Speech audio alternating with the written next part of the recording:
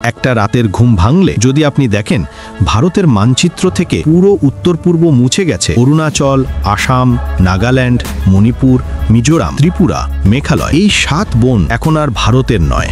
সামরিকভাবে হেরে গেছে ভারত। কোনো কেন্দ্রীয় সেনা নেই, কোনো টাকা নেই, কোনো সাপোর্ট নেই। একটা বিশাল পাওয়ার ভ্যাকুয়াম তৈরি হয়েছে হিমালয়ের পাদদেশ থেকে বঙ্গোপসাগর পর্যন্ত। এখন প্রশ্ন হলো, এই খালি জায়গায় কারা ঝাঁপিয়ে পড়বে? চীন, বাংলাদেশ না মায়ানমার? আজকের এপিসোডে আমরা দেখব স্বাধীনতা পাওয়ার নামে 7 সিস্টার্স কিভাবে 3 দেশের নতুন গোলাম হয়ে যাবে। রাতারাতি এই 7টা রাজ্য হয়ে যাবে পৃথিবীর সবচেয়ে অরক্ষিত জায়গা। নিজস্ব কোনো সেনা নেই, কোনো অস্ত্র নেই, কোনো টাকা নেই। যেই খবর ছড়াবে 3টে দেশের চোখ লাল হয়ে যাবে।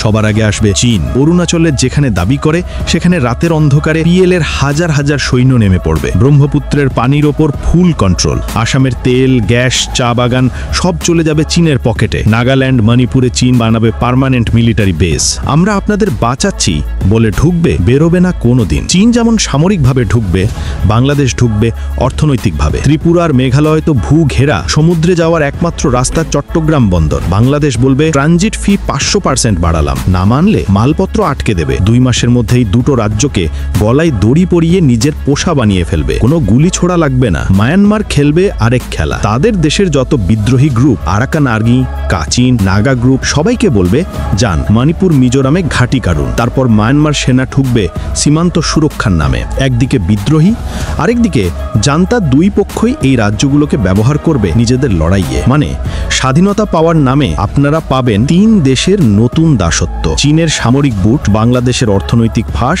মায়ানমারের বিদ্রোহের আগুন।